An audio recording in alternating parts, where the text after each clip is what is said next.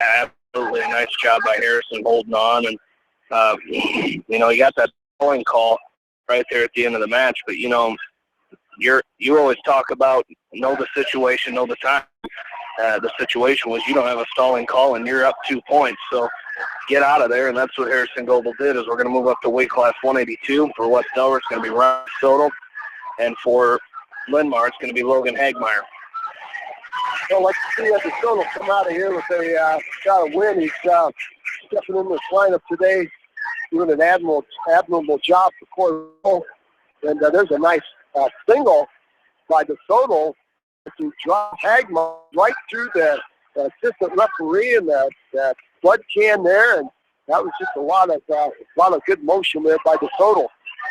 Back to the center of the net, go. Hand control, hand fighting. There's a long shot by Hagmeyer. DeSoto fights it off. Another long shot by Hagmeyer. Double leg takedown off the edge of the mat they go. Hagmeyer tried to keep his toes in, but to no avail. So DeSoto, there's a hit by DeSoto in deep. Let's see if we can finish it. Got to take that extra step, Jamie. We talked about that. We saw him do that in the last match. He got in deep, and he didn't take that extra step and bring that outside leg up, and that let Hagmeyer down block under him. Hagmeyer heavy on the head now. DeSoto coming to the Kelly situation. Hagmeyer's going to cut the corner on DeSoto. I'll tell you what, you got to stay square if you're Ryan DeSoto. He's still trapping the arm now. High leg over, attempt by DeSoto. He traps the right leg of Hagmeyer, but his head's down. Hagmeyer's going to the corner and step over the leg to pick up the 2-point takedown. Oh boy, Jamie. It was a great shot, but he just didn't finish. He got in there and he didn't keep driving, and then he got stuck underneath in that front headlock position, and it allowed Hagmeyer to go around and pick up the 2-point takedown. And they're going to go off the edge of the mat with 30 seconds left, so got to see the score. Let's see DeSoto score some points here with 30 seconds to go. 2 would be great to top. 1 would be even better. Hagmeyer's going to go optional start, making that triangle with his hands, making the diamond triangle with his hands. He's going to show the official. And we'll see what he has done. Usually we would probably expect a drive cradle of some sort to come. And a hard chop by Hagmeyer has DeSoto belly down just to the just off the center of the mat. 19 seconds left to go, first period. And we've seen a fall by Linn-Mar, a decision by Goebel.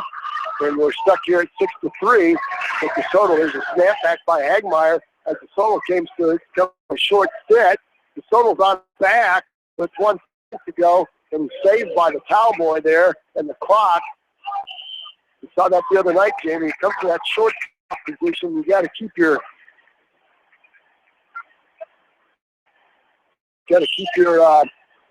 hips underneath. So yeah, you do, and it's unfortunate. He gave up that late, those late back points at the end of a period, and you really hate to see that happen late in a period and give up that 5, make it 5-0.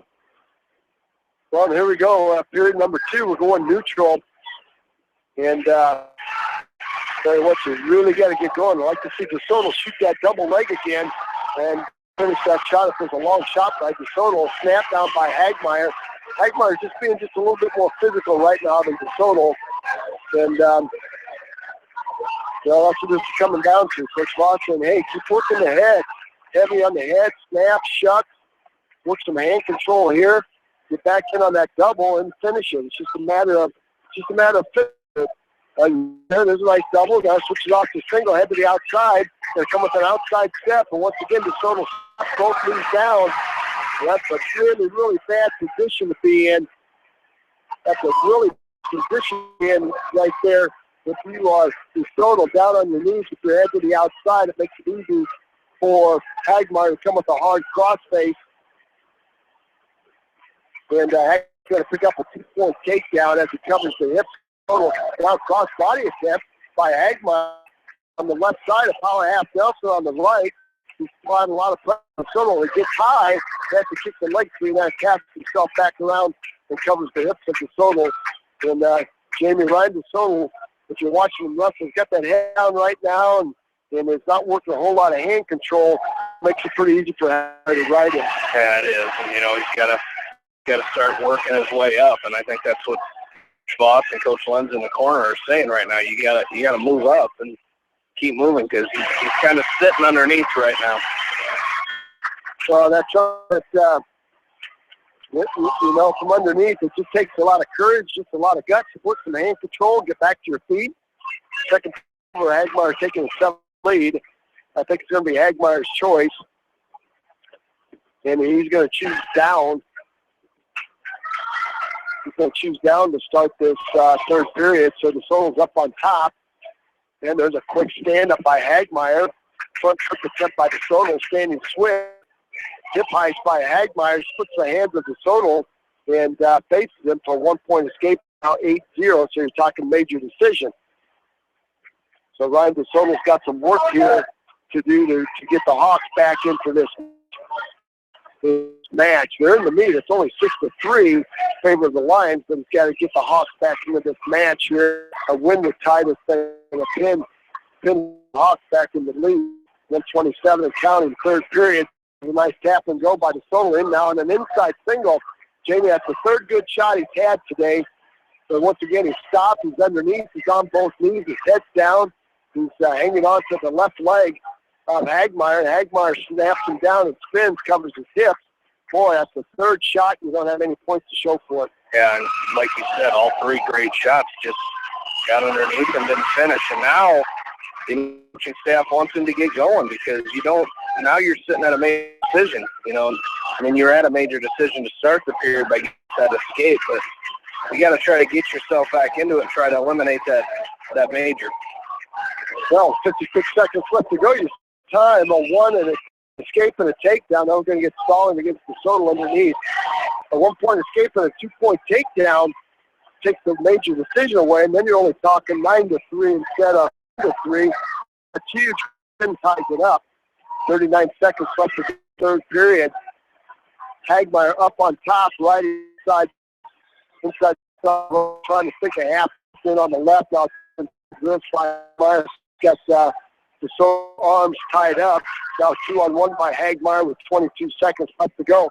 Referee looking close there. I don't think we'll see any stalling points. There's 16 seconds left to go. DeSoto just trying to stay on the back. Hard crossface by Hagmeyer from right to left. A total wince a little bit as it hit that right cheekbone.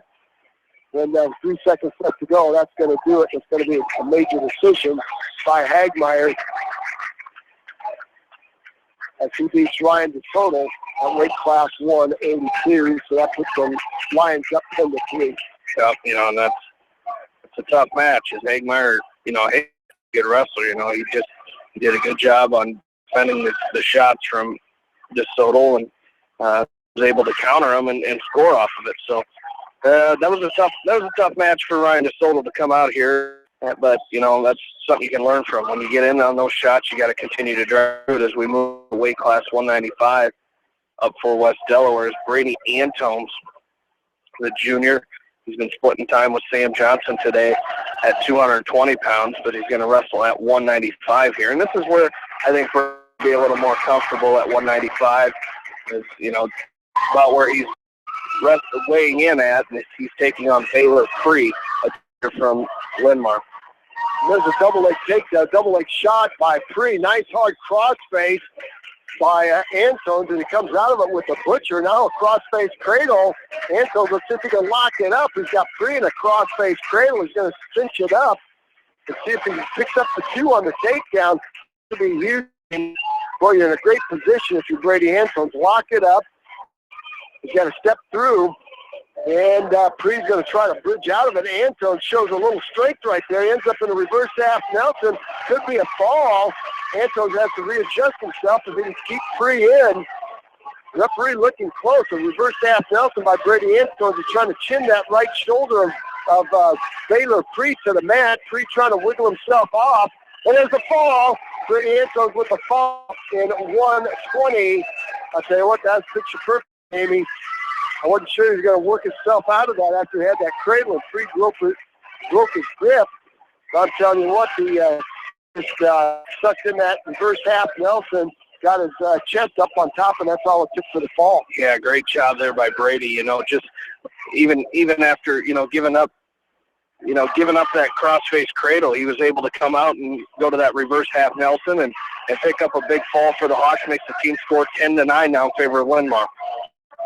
Well, we're going to see Sam Johnson again for the West Delaware Hawks at weight class 220. Sam Johnson's going to pick up a takedown on Joe Gallo. Keep driving. And if he can pull his head out and go to the hips, he does. Guy's got an opportunity for a half Nelson as Gallo left that right arm up, and now Gallo covers up. And Sam Johnson sits on the hips. There's a trunk fight stand up by Gallo and a nice chop. Tight right chop with the left. Johnson sits over that left ankle of Gallo. So what this would be, I'd like to see Sam Johnson. Boy, he's wrestling with a little fire in that singlet here today, Jamie. Hey, it really is, and he's done a great job. He got into the lineup last duel, picked up a fall for the Hawks, which was a big fall at the time. Coming up and getting a fall and taking the lead for the Hawks for good. But now he comes out here with a good 2-point takedown to start, and really doing a good job on top. He went out and tried working that forearm series as he went way out, way out front, and just did a good job of keeping the pressure down.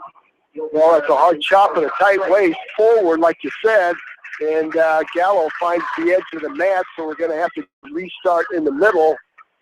But, Jamie, this will be the first time today that the West Delaware duel has not been all the other duels are in front of or ahead of this particular duel. Inside wrist now by Johnson on the left of Gallo, and he's trying to stack Gallo up. Let's see if he can do it. Got an inside wrist. He tried to stack Gallo, then a half Nelson on the right side. Gallo pulls a half Nelson off. Now we're going to get stalling against Gallo with 13 seconds left to go in the period. Johnson with a hard tight waist. Now Johnson with a cross face, almost had Gallo to his back. Well, I'd like what Sam Johnson's doing, Jamie. He's making Gallo carry all of his weight and working those cross faces, the far arms, and that's a great job. I think if you're Sam Johnson, you take up if it's your choice. I think he's got to take up. Yes, indeed.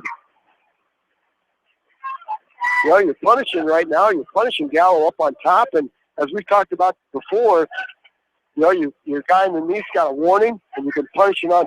I'd give that guy a chance to get on top of you. Yeah, real nice job there by Sam. And then I liked what he was doing. I liked how he was switching positions. He tried stacking up, and then he tried stacking Gallo up, and then he was. I think Sam Johnson got kicked in the mouth, Jamie. I think he did too. He tried stacking him up, and then went to that Nelson, like you were talking about, and doing a good job of just changing positions. And of course, Sam Johnson didn't mention this in the first duel, the son of KMCH program director Mike Johnson. And nice double leg shot by Sam Johnson.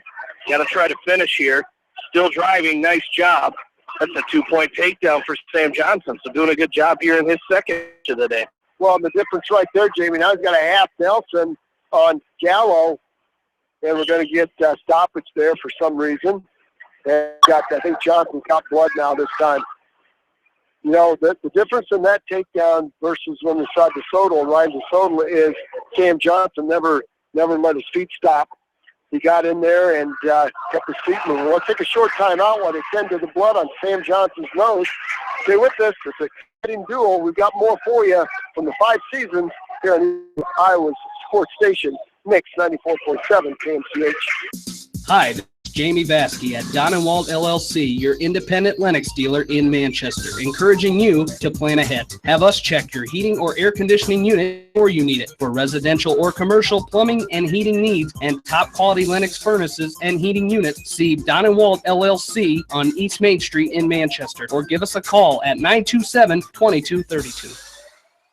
Farmers Savings Bank proudly supports all area athletes and their coaching staff. For all your banking needs, visit them in Colesburg, Elk Harbor, Strawberry Point, Arlington, and or online. Farmers Savings Bank, FDIC.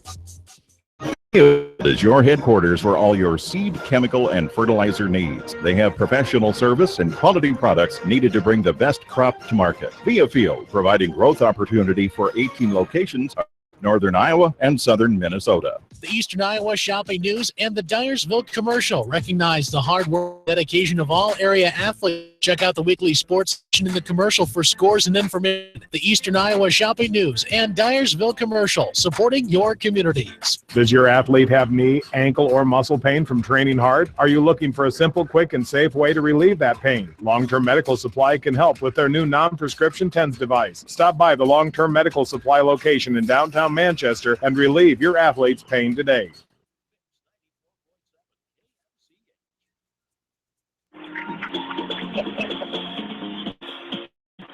Back in Kennedy High School, 5-season Stools, Jamie Vaskey, Roger Reed, along with you. We're back to action. Sam Johnson, West Delaware 220-pounder, leads Joe Gallo of Linmar 4-1. The Hawks trail the dual meet, however, 10-9.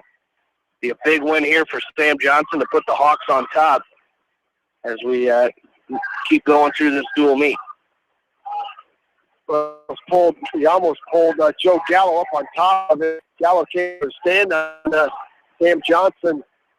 There's a snap down by Gallo, and he's going to try to cut the corner on Johnson, and he does. It's tied up at 4s now. And Sam Johnson's got to get back to work, and again, wrestling only a second varsity match, and he's kind of got to be careful. Stay in great position. You're still in this match with 33 seconds left to go. There's an inside wrist. It's going to be Gallo's choice to start the third period. If Sam Johnson can hang on here, tripod stand up by Johnson, knee slide to a stand up. Gallo reaches down and picks up that left ankle, drives Johnson forward with a hard chop, and 16 seconds left to go. Power half Nelson now by Gallo on the right side of Johnson, and Johnson's posting and trying to pull the power half Nelson off. He finds the edge of the mat, and we're going to get a restart. Coach Foss up offering some encouragement to his sure at 220 pounds. He's wrestling a very, very good match against this here from Linmar. Nice job by Johnson. Let's see if he can pick up 2. He's trying to get that arm out. Could have Gallo in trouble, and it's got to be 2 reversal. Yes, indeed. Johnson will take a 2-0 lead, or a 6-4 lead. Excuse me, a 6-4 lead for the third period. It's going to be Gallo's place. I'm sure Gallo will choose down. Sam Johnson gets up a little bit, and he's got his hands on his hips, taking a couple of deep breaths. Gallo set. And Johnson going back to work. Outside stand set by Gallo. Johnson picks up that left ankle and drives him forward. Gallo finds himself belly down. On cross face now by Johnson from right to left. Now Johnson reaches over, grabs an inside wrist on the left. Gallo to a stand-up. Johnson drives him forward. Waist far ankle, and off the edge of the mat they go one more time. One more time, and back to the middle with 140. That's a 6-4 match score right here. And the Hawks might have found something here today, Jamie, with Sam Johnson.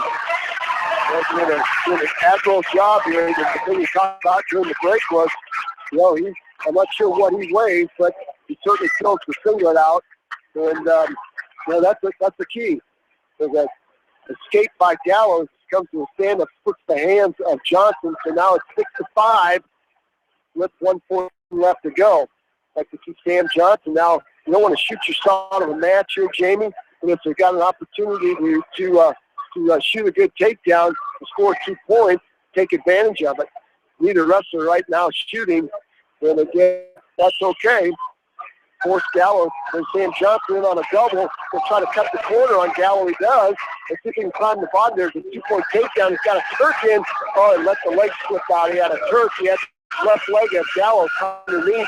Got a Turk opportunity. Now he's got a chicken wing. He's got the left elbow of Gallo and a chicken wing. And he's running the chicken wing, Jamie. He's got Gallo going through his back. He's got Gallo on his back. He's got that wing. There's the fall. There's the fall in 5:29. Sam Johnson 2 for 2 today.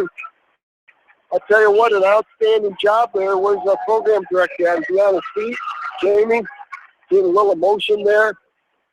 Outstanding job. Outstanding job there by Sam Johnson 2-0 on the day. That puts the Hawks in the lead 15-10. Going to weight class 285. And Caleb Azizer taking on Ben Diesler. Now, you know, Linmar's got some quality opponents coming up, and I think Marcelo's got a fourth at the next two weights with Ryan Phillips suffering that elbow injury and then an open weight at 113. So I'll tell you what, another fall here by Azizer put the Hawks up 21-10. And keep them within a point after giving Linmar 12 points for forfeits. That would be 22-21 going into the rest of the match. Diesler with a hard collar tie on Diesler. And Diesler with a shove, shoving Diesler off the edge of the mat. It's kind of like what Caleb Diesler's doing today, staying in his position, using his size, using his quickness to his advantage. And these two guys are pretty evenly matched up size-wise, both about the same height, both about the same weight. 59 seconds left to go, first period. And the Hawks are up 15-10. And Diesler's going to bull rush Azizer, drive him off the edge of the mat. So they're going to restart back to the middle of the mat here. 10 to 15 again is our score. 0 up on the board in our match score. Weight class 285. We started at weight class 160, and we're going to finish with weight class 52. 29 seconds left to go. Now Caleb Diesler will get stalling against Diesler. And Diesler comes with a bull rush on Diesler. A couple of baby bulls on it. Throw by a step by Diesler. They're going at it, Jamie. This could be interesting before the match is over. A lot of referees talking about each other. And they're going forward, head to head, noggin to noggin. And we'll see who comes out on top. 12 seconds left to go. That's Diesler. Straight pressure to Azizer. Azizer with the throw by. Good opportunity there for. He ran out of real estate as he went off the edge of the mat. Azizer using that forward pressure by Diesler. It looks like we're going to go to the second period at 0-0. And let's see whose choice is going to be Azizer's choice. He's going to go down. Yeah, I'd like to see Caleb Azizer get moving right away because, you know, he's one of those kids that right now really has improved a lot since last year. You know, last year, you know, we mentioned the other night, he's one of them where he'd get himself in a situation or have a kid close to going to his back and maybe wouldn't finish the move, or he was the one that, you know, got an escape and ended up going to his back. But he's really improved so far early in this season. Well, he certainly has, and that's the big thing is confidence. I think he kind of questioned when he went out on the mat if he could win or not. And this year he's out on the mat with some confidence, knowing that he's going to be in every match. Short sit by Azizer. Got to be careful here. He's going to hit a edge. Well, with a short switch, the right to a switch, picked up 2 points on Diesler. That'll put him up 2-0. And Azizer very good on top with that spiral ride to inside wrist series. We saw him very effectively in that last dual meet against Pleasant Valley. Like to see him score another fall. Nice butcher cross face.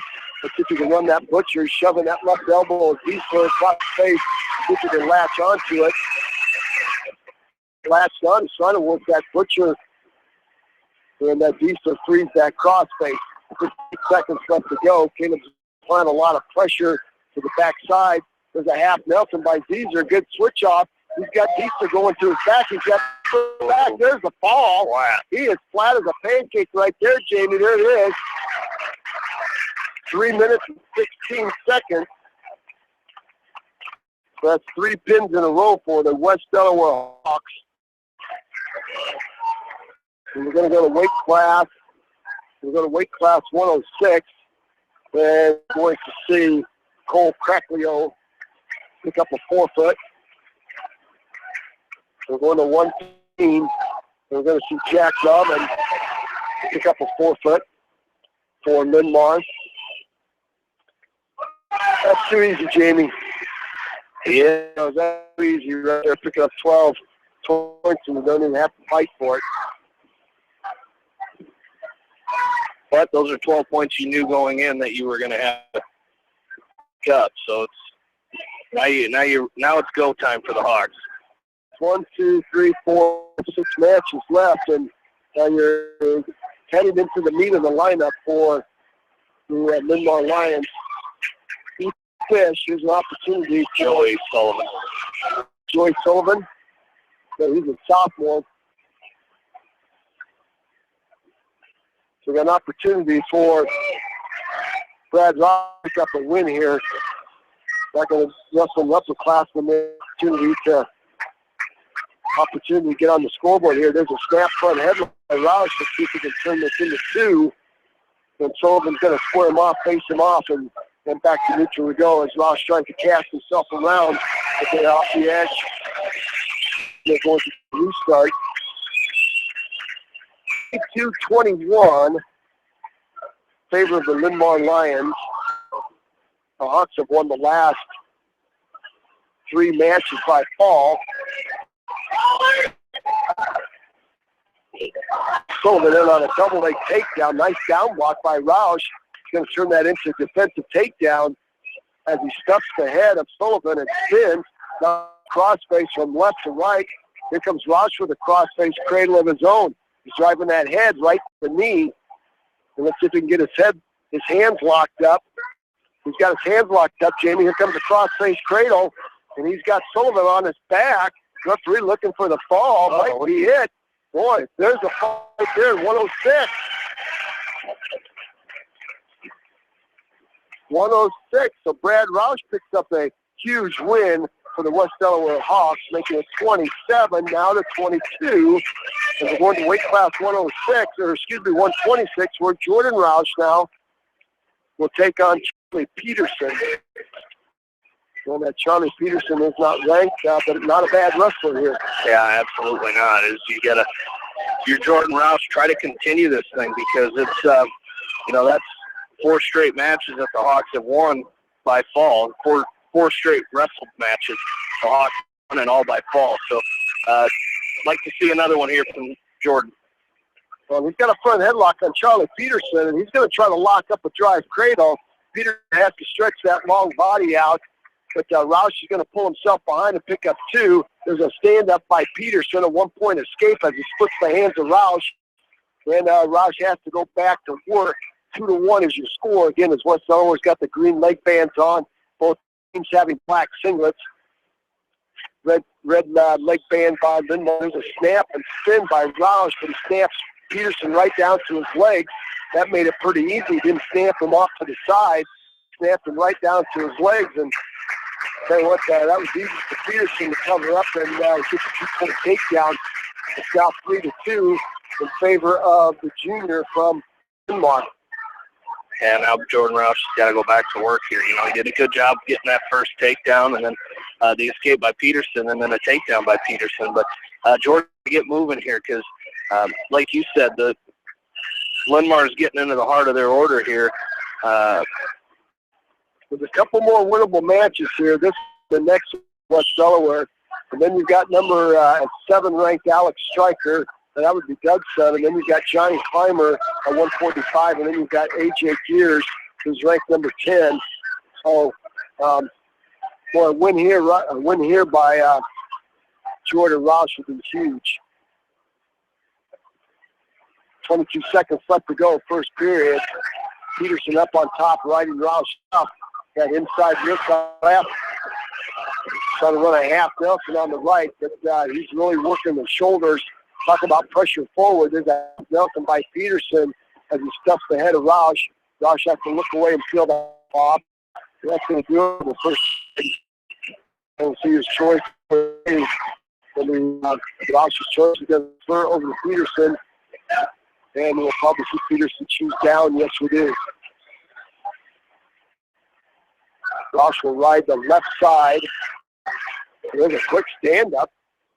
Standing roll by Peterson as Roush reaches down up the ankle, and Peterson just does a forward roll, rolls Roush right through and off the mat.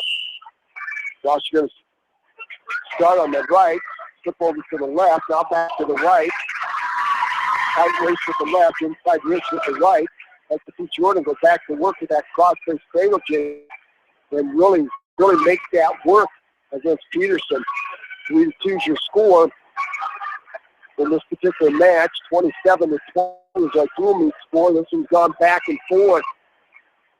Roush sits over that right ankle and the stand up by Peterson, standing switch by Peterson, and Roush is going to give up, making the score now 5-2. And Jordan Roush will have his work cut out for him again underneath. And Charlie Peterson is very, very good up on top right, and there's a half Nelson by Peterson. He has Roush going to his back. Again, Roush left that left elbow and out.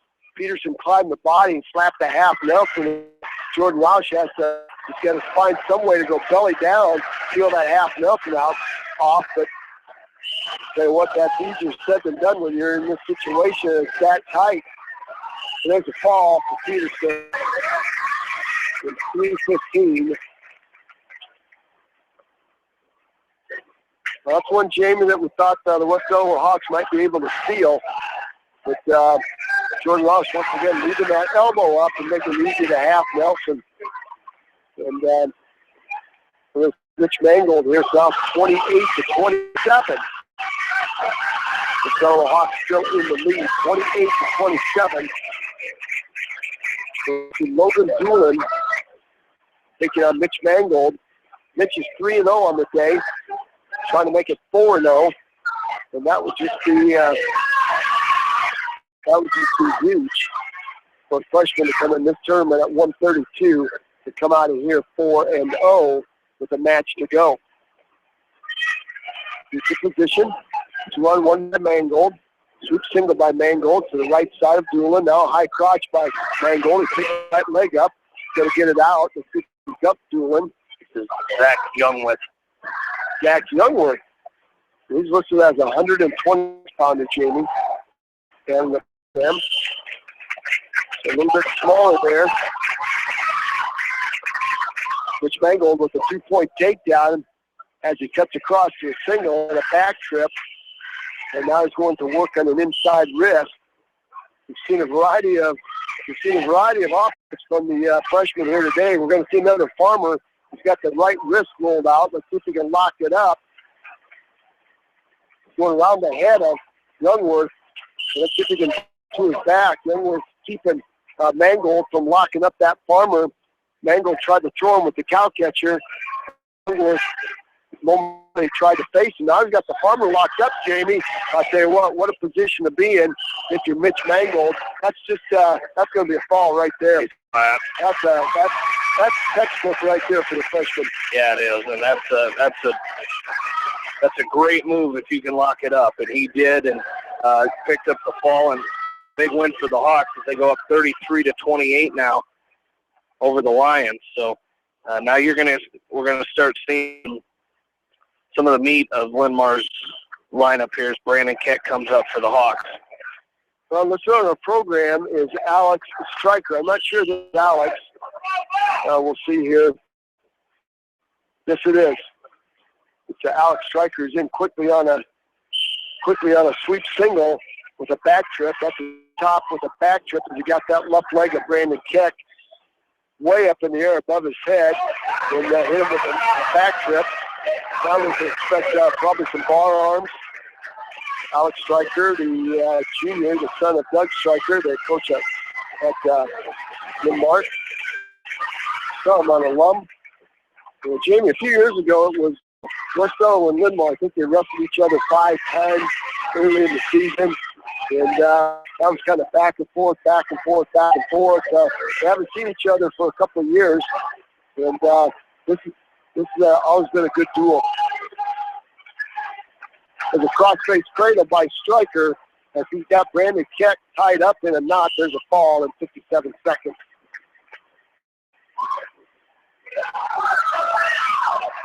Cycling will win by a fall. Now it makes the score 34-33, going to weight class 125, and we're going to see Tristan Volker step up to the center circle against Johnny Clymer. Clymer carry. Clymer, and he's going to pick up a 2-point takedown. That's a 6-second time of carry. Clymer has the the right arm of Tristan Volker trapped behind his back. He's going to snap him back. He's got a reverse half Nelson on Volker. And Volker, in his first day, wrestling some tough kids at weight class 145, and this is another one. This is Jacob Wimpin. Jacob Wimpin. He's going to get the fall in 30 seconds. All right. That's Jacob Wimpin. That's going to give him 6-4. It's now 40-33. So Lisbon will win this duel. Linmar. Linmar. They're up somewhere today. They are. Linmar will win this duel now. It's mathematically impossible unless we have an unsportsmanlike and Linmar lose the point. I don't think that's going to happen at this junction in the meet. Weight class 152. This is Johnny Clymer. This is Johnny Clymer. Warren Goodwin for West Delaware. And a Clymer out early with a 2-point takedown for Warren Goodwin on his back. Half Nelson. And I'll tell you what, that is the to do it right here for good. Clymer is up on top. There's a fall right there in 33 seconds, Jamie. So that's do it for that particular duel. Well, that was real slow moving, and then all of a sudden it was bang, bang, bang, bang, bang. But still, the Hawks, with the injuries that they had, the injuries that they've had today, and just kind of the backs against the wall already coming in with injuries coming into today, that's a pretty good box there. And that's one thing we've noticed in these last two duels for the Hawks is they're better. And, they won that duel against Pleasant Valley, a 13-point loss here to Linmar. So, and that's what it comes down to is just getting better each time out. And I think the Hawks done that here today as a 47-minute dual meet here.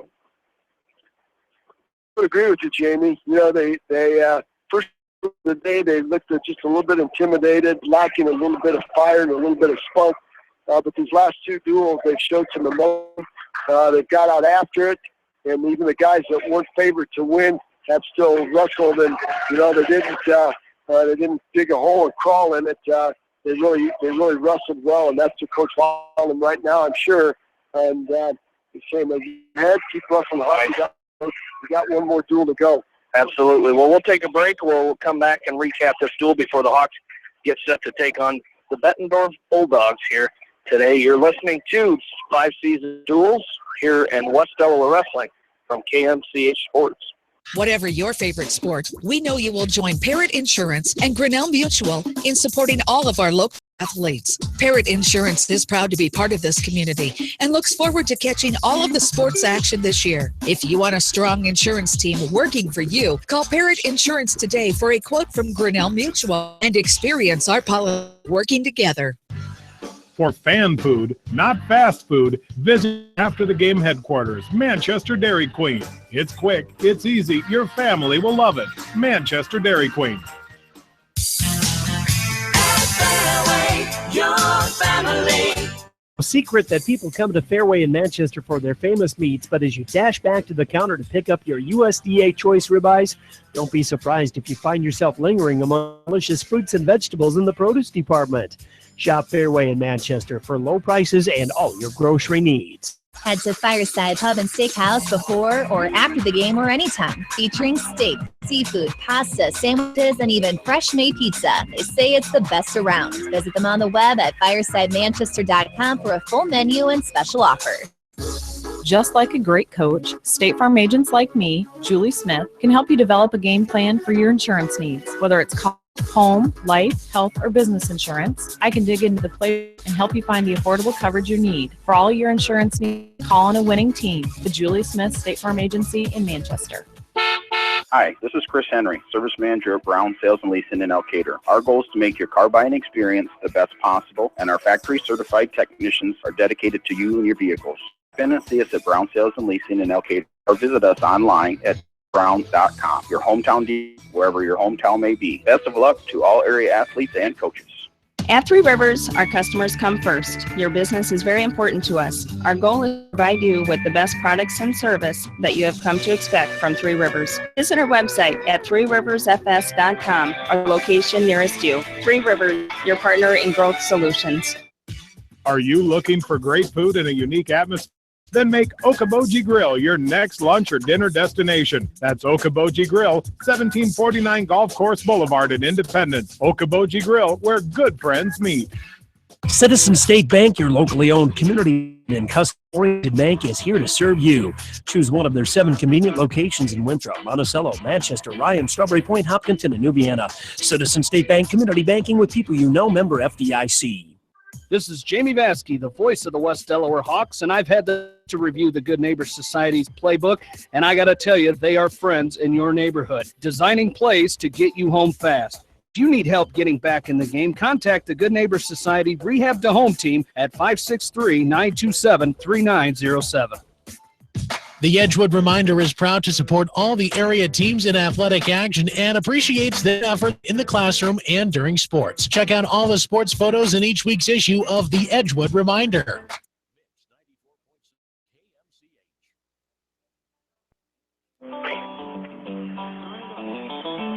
Along with in-studio producer, KMCH News Director Janelle Tucker, Jamie Vaskey, Roger Reed back with you in Kennedy High School in Cedar Rapids, Iowa. Right here on 42nd Street as the West Delaware Hawks fall to 1-3 on the day as they fall to Linmar 46-33. We started at weight class 160. It was Shea Harsler with on 1 minute 34 seconds over Ricky Million from West Delaware. At 170 pounds, Harrison Goebel with a nice 5-3 win over Chase Schultz from Linmar. At 182, it was Logan Hagmeyer with a 10-0 major decision over West Delaware's Ryan DeSoto. That made it 10-3, and then the Hawks came back with 3 straight pins. Brady Antones with a fall in 1 minute 20 seconds. It's amazing how good Brady Antones also had, weight that he is comfortable with. 95, he got a fall in 120, made it 10-9. Sam Johnson with his second match of the day and second fall of the day for the Hawks in 5 minutes and 29 seconds, making the score 15-10. And Caleb Zeezer winning by fall in 3 minutes and 6 seconds over Ben Dees, making the score 21-0. And then the 2 forfeits came for the Hawks at 106 and 113. That made it 22-21 Linmar, as that would prove to be the difference in the duel as you that at the end here. At 120, it was Brad Roush with a 1 minute and 6 second fall over Joey Sullivan, and the Hawks back on top 27-22. At 126, it was Charlie Peterson of Linmar with a 3 minute 15 second fall over Jordan Roush. At 132, Mitchell Mango got the Hawks back on in the lead with a fall in 128 seconds over Zach Youngworth.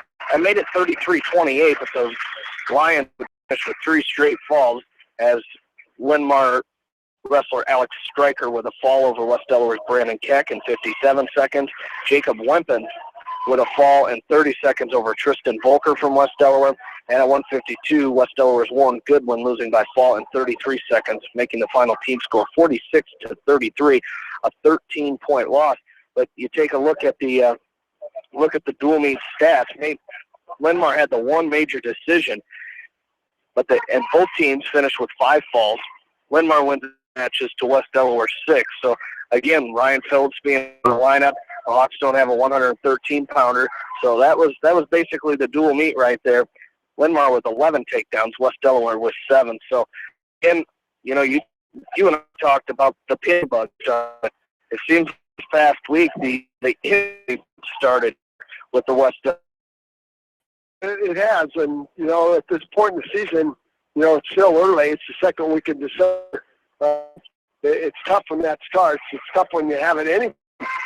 But especially today, you talked about the Hawks' busy week that's coming up, and you can't afford to have guys out of the lineup because you're back to wrestling some Walmart duels on Thursday And then next weekend is the Slugfest in Waterloo, where you always like to be at full strength because, again, the quality of competition that you're going to see at the Battle of Waterloo.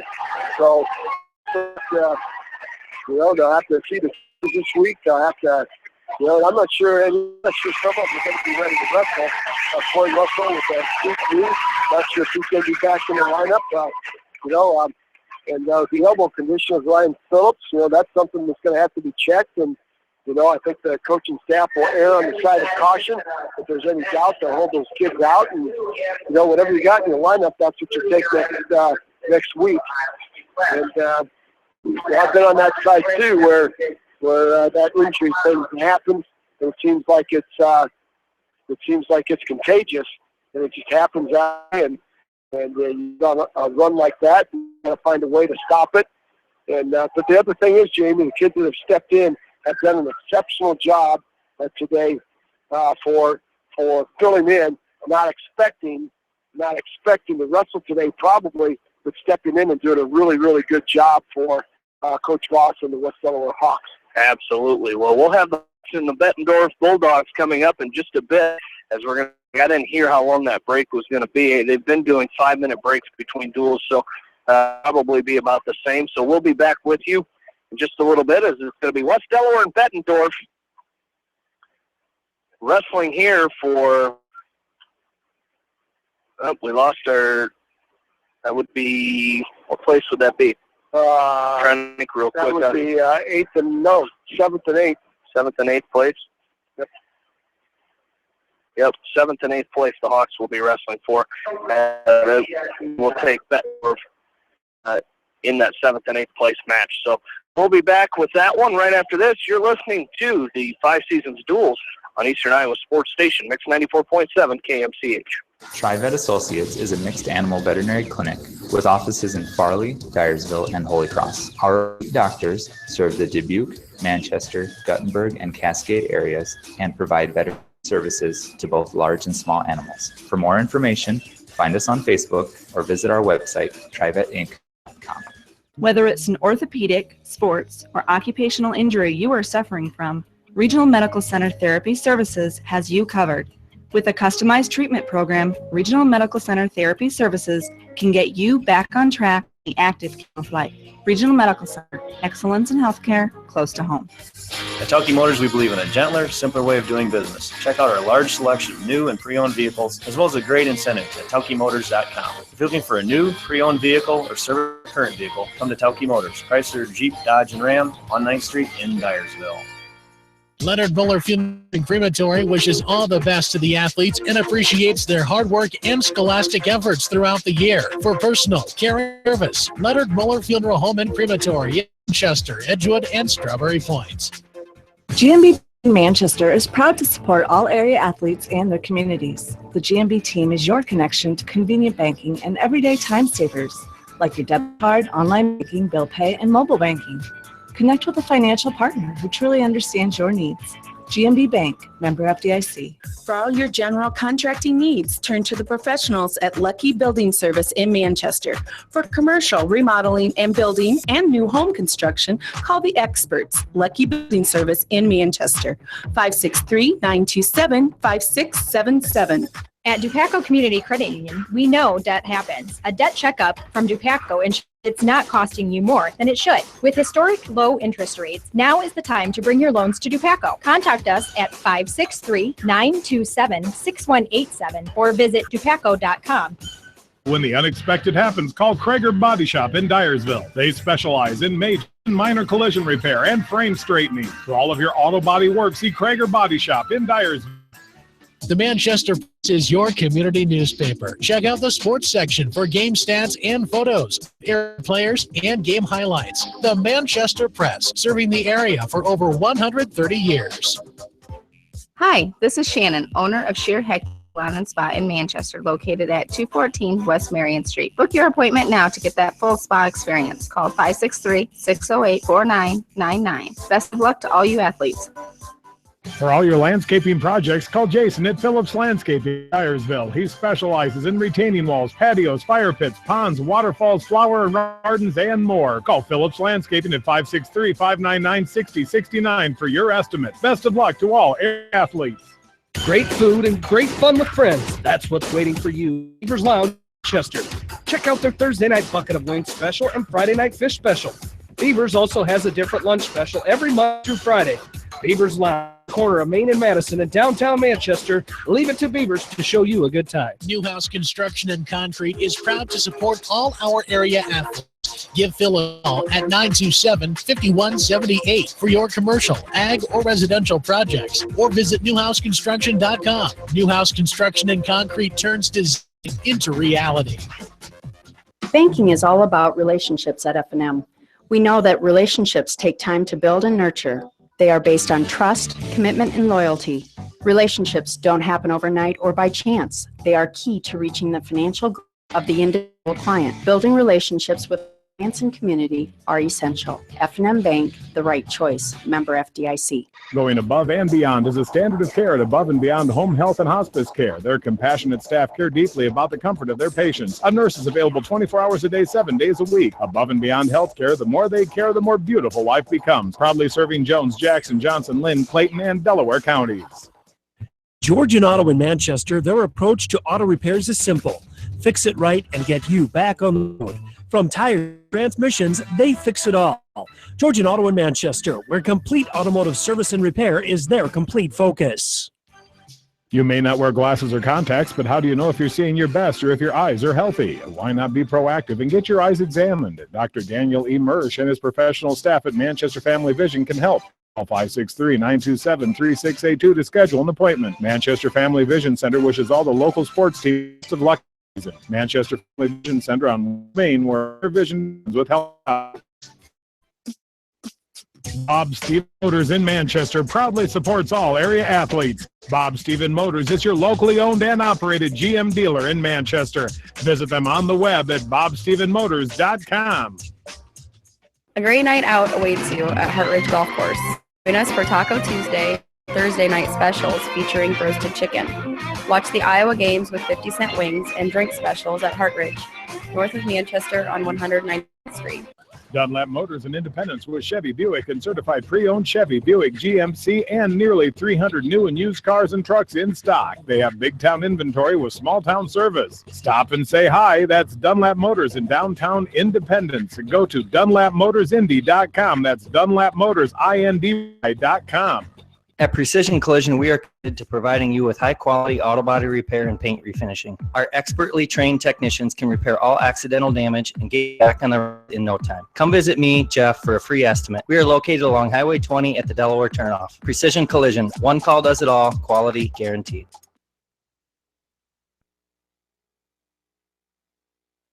AK Sports in Manchester offers team apparel, screen printing, hunting and fishing supplies, and more. Get on with AK Sports, your local sporting apparel store, and more in Manchester. When it comes to financial planning, most financial companies focus on your income. At Northwestern Mutual, focus on your income. It takes the right financial partner who cares as much about your future as you do, building a financial plan to meet your life's priorities and help achieve the financial security you're after. Focus on your financial outcome with Northwestern Mutual. Contact me, Mitch Payton, or Matt Schulte today. You and Northwestern Mutual, stronger together.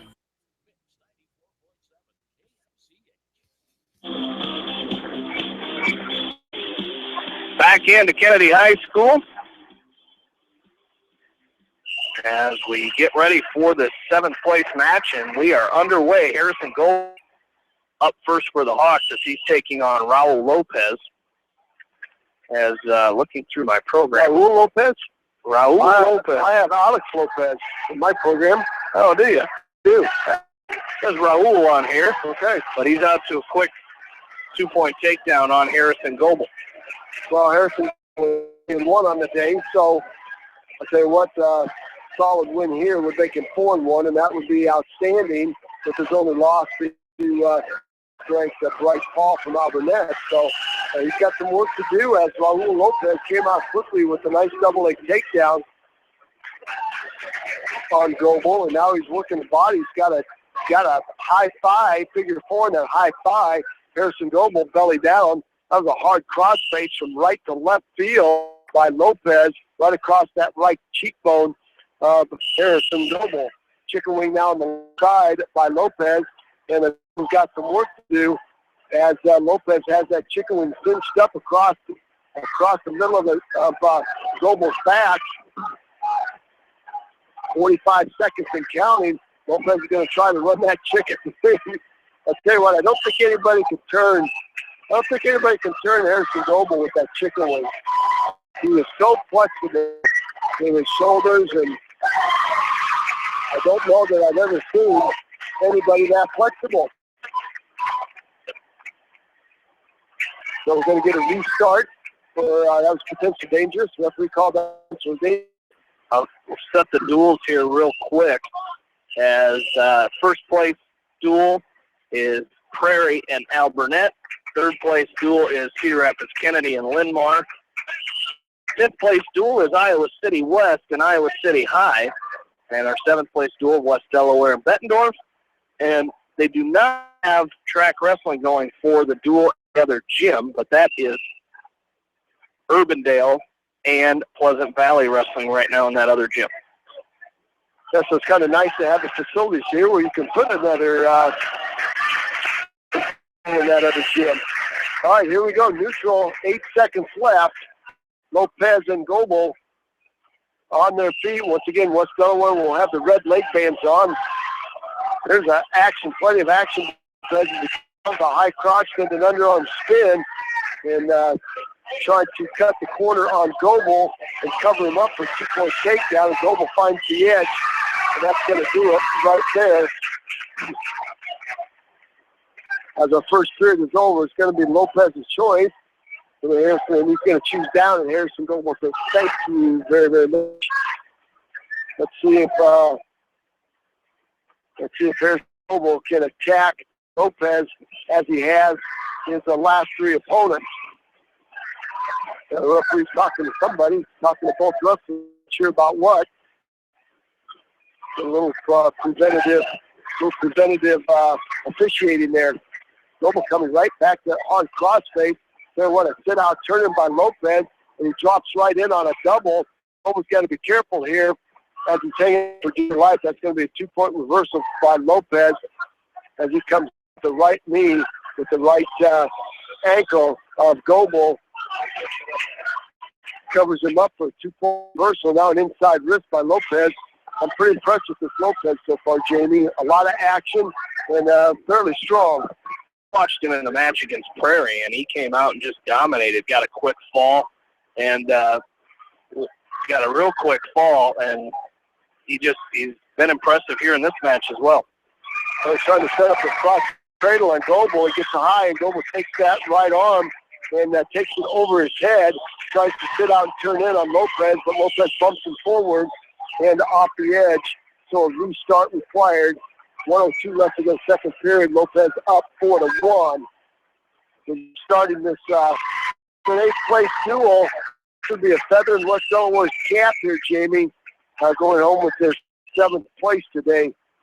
For everything that they've gone through, you talk about a character-building day. And you know what? They'll be able to look back on this day and hopefully use it to their advantage as the season progresses. Yeah, absolutely, because, 5 duels in a day is you're going to have a lot of different things happen in those duels, and from injuries to kids getting some big wins, it's all going to happen. And you said you're just going to have to build on that and learn from what happens here today.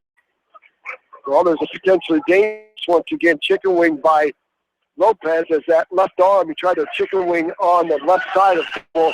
That left arm went past 90, so official stopped it. There's a nice short sit by Goebel. Let's see if he can turn this into 2. Might turn it into 1 as he comes to his feet. There's a lifting return by Lopez, and Goebel has to go right to work. Great series of moves by people, by both wrestlers. Cradle once again, tripod step by Goebel. He's going to try to put long switch step by Goebel. He latches on to the right leg of Lopez with 10 seconds left to go. Let's see if he can at least score one here. He's going to sit out, turn in and face Lopez. He's going to cut across to a double 2-point reversal by Goebel. That was huge. with 2 seconds left to go in the period, and that's what you talk about right there, scoring in short time. It's going to be Gobel's choice, and he's going to go back down. It's 4-3 in favor of Lopez. He finds Lopez and let them loose, and Lopez will cut loose right here, use the optional start, and it's going to be tied up 4-4. Optional release by Raul Lopez, and we will settle this thing on our feet. So Harrison Grove is going to have to be very crafty here. Much quicker, Lopez, as Lopez with a high crotch, got to keep on Goble. Picks up the 2-point near forward, the 2-point takedown. It's now 6-4. Goble finds himself belly down.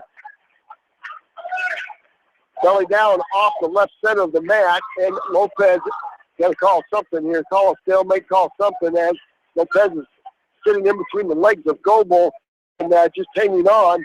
A lot of time has went off the clock. Let's call a stalemate here. Let's call something. I'm officially going to let him wrestle on the edge of the mat, looking close. 1:20 left to go and counting. The referee's going to let him run there. And thank you. Let's see if he stops it. Thank you very, very much. Referee just let him. That was 30-some seconds of Raul Lopez stuck right between the legs of Harrison Goble. And that's kind of the way it's placed at stage. And now we've got 1-point escape as Lopez will let Goble one more time. I think Lopez is afraid of that reversal of Goble's. And he's going to cut him loose, but Goble's going to go to the blood corner there. Looks like he's got a little blood on his lip. Going to get that wiped off, take care of that pretty quick. And Jamie, a lot of strategy going on in this match right here. Yeah, there really is. And, just a 1-point match right now as Goble's done a great job. Even with the 2 takedowns by Lopez, he's done a great job of battling back here. And like you said, giving Goble that escape just to try to avoid the reversal that he had earlier in the match. So Goble, when he gets out of this blood time, he's going to have to really get going here. Well, he's going to have to keep his feet moving. We talked about that all day. You get somebody that's good on their feet, and one thing you can't do is be a standing target. You can't sit still, you move your feet. Now with his right leg, there's a shot attempt, long shot by Lopez, 57 seconds left to go. Harrison Goble got to get on the offense. There's a double leg takedown by Lopez, and I'll tell you what, Lopez is quick. No takedown. No takedown. Did I say takedown? There wasn't a takedown. Good call, Jamie. So a lot of action. Flurry on the edge of the mat by Lopez. Lopez with that high crotch again, and he immediately drops Goble down to his backside. Goble's got the head of Lopez blocked underneath. He's got to pull himself on top. Lopez pops his head out. Goble's going to find himself on back. No back point yet as Lopez has a half Nelson in. I think right there, Goble, when he got sat down to his backside, he tried scooting out and trying to high leg over and get his hips over top, and that just put him, all Lopez did was the body and caught him on his back for a second, but no near fall points as it's 8-5. Goble gets brought down pretty hard. And that was a slam right on his tailbone, Jamie, and he felt that. 9 seconds to go. Goble felt that as Lopez right up. Lopez is a man mission right now. He's going to fall. It's going to be a 1-point escape. It's going to be 8-6 match. Well, I'm telling you what, Jamie, that's a good effort by the sophomore from West Delaware. You wrestled, you're 3-2 on the day, and very, very good opponent from Bettendorf and Raul Lopez and Harrison Goble. Harrison Goble put on a good fight there. Hey, it really did. Like you said, that was a really tough opponent there for him in Lopez, and he did a great job of coming out and just staying right in that match. It was a 1-point match with about a minute left to go in that match. Well, that was DeSoto picking up a forfeit at 182, and Brett Raj picking up a forfeit at 195, Jamie. And we're going to see Brady Antos back at 220. So Sam Johnson's day will be over. He goes 2-0 on the day.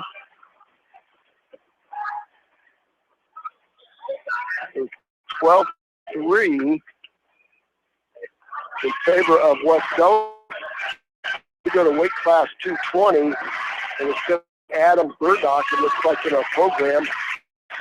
Tell you what, he is quite. So what? This looks like Mutt and Jeff, Jamie. Brady Anthony giving up a whole lot of size here to Adam Burdock. A lot of size. So Burdock on a double leg takedown actually started on a body. He lifted Antones up off the mat and covered his hips as he brought him back down. Antones giving up a lot of, oh, excuse me, Jamie, that's Brady Antones with the takedown. Boy, he is tall. He is. I'll tell you what, I thought that was Adam Burdock. Again, both teams wearing black singlets. And I take that back, wrestling fans. That was Brady Antones in on that body lock. Did a nice job of covering the hips of Burdock. 123 and counting. Again, Antone's doing a nice job not going underneath, but getting out to the side of Burdock. And now doing a good job riding. He's got an inside wrist, 112 left to go. Burdock 2 feet. He's going to drop down the double and pick Burdock up. Boy, could have thrown a half in, Jamie, right? Yeah. You saw that. Yeah, it was there. It was there, and he just, but, you know, Burdock is, it looked like, you know, you've mentioned wrestlers with big legs, talking about big sequoias. Those arms of Burdock's are so long. So when that arm came up, it was, you could see that it was there for the half Nelson. But nice job by Brady Antones returning to the mat as they go out of bounds here with 38 seconds left to go. In this first period, Brady Antones leading 2-0. The Hawks lead to 2-3, and the first one was 8-6, and a 3-0 bet. Straight forfeits for the Hawks has them up 12-3. There's a 2-point reversal here for Burdock. Close with that right hand, Brady Antones. Gotta be careful here. Burdock's, boy, kick that leg out. Break the grip, Brady Antones. Break the grip. Settle in. That's got to be a reverse. You got to call 2 there. You got 15 seconds left. You got to kick 3 there. That's got to be 2. Unless it's close. And then Burdock going through. Oh, boy, Burdock with a cradle in on Antones. Antones going to kick 3. And pick up 2 on the near fall. Boy, oh, boy. Yeah, you just had to post and try to turn your chest down, and you would have had 2 and 2. Yeah, might have had 2 and 3, and maybe a fall if he'd have broke the hands. Instead, it's going to be 4-2 in favor of Burdock. A pretty dangerous move for a 220-pounder. That certainly was. You know, locked that cradle up, and that's what Brady Antones is going to have to watch out here, Jamie, because he's given up a lot of length. He's given up a lot of length to Burdock. Burdock with a forward roll to start, and Antones rolls through with him. Antones reaches back, picks up a left ankle with the waist, drives Burdock forward, gets him belly down. I'll tell you what, that's like wrestling a grizzly bear after Brady Antones, giving up the side, doing a nice job. He's got that left arm into a bar across the back of Burdock. He's got a legal chicken wing right there, and the referee's going to call that potentially dangerous. I'm going to call potentially dangerous. As Antones got that chicken wing, that arm up past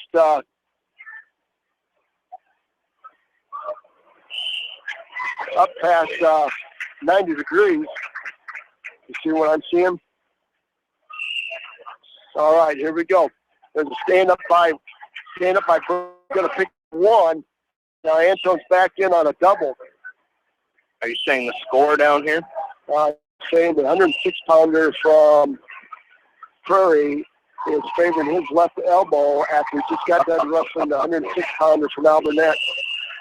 Interesting. Very interesting. All right, 5-2, 1:16 left to go in the second period. Brady Antones not out of this match, but there's a snap down by Burdock, and that's not where Antones wants to be. Boy, you got to go back to work with that duck under and stuff. Here comes a hard cross face by Burdock. He's got a butcher set up on Brady Antones. So he's got a curl. He's going to wrap himself around Antones. And Antone's going to roll through. The Burdock stops him from rolling all the way through and recovering. Let's see if Brady Antones can get to his feet. He does. And he might pick up a one-point escape. Great series of movements by Brady Antones. And we're going to neutral. And it looks like it's 7-3. You know, Brady's got to be careful. He's got to keep that head up, Jamie. Back to work. There's a snap down by Burdock. Front headlock by Antones. Antones is going to try to cast himself around. Burdock finds the edge of the mat. Plenty of time for Brady Antones. You know, you're in period, you're down 4 points, so you got to go back to that first takedown that you picked up here and go see if you can get back to work on that. But right there, that was just a lane Burdock. He reached in, took a bad shot, but those long arms of his, he was able to just suck that leg in and Antones down to the mat for another 2-point takedown, making it 9-3. Well, that's the size difference in the length, you know, and not sure what Brady Antones weighs, but it's probably, he's wrestled 195 today, so he's given up a lot of weight here. But again, doing an admirable job. There's a sit-out turn-in by Antones. Let's see if he can make this work point escape. See if he can short drag. I'd like to see Brady on top. Go back up on top again on Burdock. I'm not sure we're going to be able to see that. Hard cross face by Burdock. Might have a cradle locked up using those long arms. We've got Brady Antones in a cradle. Antones tries to roll through, and the Hawk runs out, no point. The Hawks lead this dual meet 12-3, so if you're Brady Antones, to do anything here, you can win the match, but if you can't, don't give up any bonus points here. Well, we're going back to neutral. When Brady Antones, there's a back trip by Burdock. We had an underhook and an overhook, and then came with an inside back trip. And took Brady Antones to his backside. That's going to be a 2-point takedown. We've got 11-3 up on the board right now. Here comes a cradle. Burdock gets a little bit hot, sit-out turn-in by Antones. He might be able to pick up a 1-point escape here. That would take off the major decision. And Burdock casts himself back around the right side of Antones. And Burdock draped all over Brady Antones. Antones trying to work some hand control, trying to get back to it. There's a knee slide by Antones, trying to come to a short sit. 1:16 left to go and counting. Burdock again making Antones carry up his weight. And now a tight waist tilt. Burdock has Antones on his back, but they're off the edge. So Burdock will not pick up any points. Here, that's going to go off the edge of the mat. No back points. 11-3 still is our match score. We need one point here at least. 2 would be nice. We could hit that short sit. I'll tell you what, those long arms of Burdock has Brady Antones wrapped up. Tight waist, far ankle by Burdock. Drives in forward. 46 seconds left to go. Double inside wrist now by Burdock. Trying to crank Antones over with that double inside wrist. He's got Antones posted on his right shoulder. And he lets go of the right wrist. There's the left wrist. Tries to grab the wrist. And Antones out to stand up. He's going to turn in the face. Burdock doesn't clear his ankle. Burdock reaches down, picks up Antones, drives him back over to his backside. 23 seconds left to go. But you get a hard cross face by Burdock as Antones belly down on the mat. Come on, circle up here. Butcher tip by Burdock. There's a double takedown. I tell you what, a 2-point reversal. I tell you what, that took the major, Jamie. That is right there. And showing with 7 seconds left to go in the match. That's Brady Antones showing a little bit of nice job. That's a gutty effort. And he's going to get a round of applause from the orange and black faithful sitting to our right. Burdock will pick up a to this. So we're going to go to weight now. That is 11-5 for Burdock. So our match score stays our meet score stays at 12. It goes to 6 for the Hawks lead. Well, we've got Caleb Zeeser taking on Max Elperding. for Bettendorf. So let's get the skinny on Elferding. He is ranked, Jamie, number 6 in Class 3A. So a quality opponent for Caleb Zeser. Caleb's had a great day. This will test him. Let's see if he can finish this baby out on top. We'll check his skill here. Elferding is not a very big 285-pounder. He's got a big knee brace on his right knee. We'll see if Caleb Zeser. Well, this is, Zeser, we talked about Phillips and some of the competition he's wrestled early in the season. Caleb Zeser's had it pretty tough, too. He had Costello from Western Dubuque the other night and some good opponents last Saturday at the Bob Murphy Invitational. And so he's wrestled quite a few good kids himself this early in the season. Well, you're exactly right. And you know what, as they say, iron sharpens iron. So by the end of this week, the end of next week, Caleb Zeser ought to be sharp as they come, Jamie.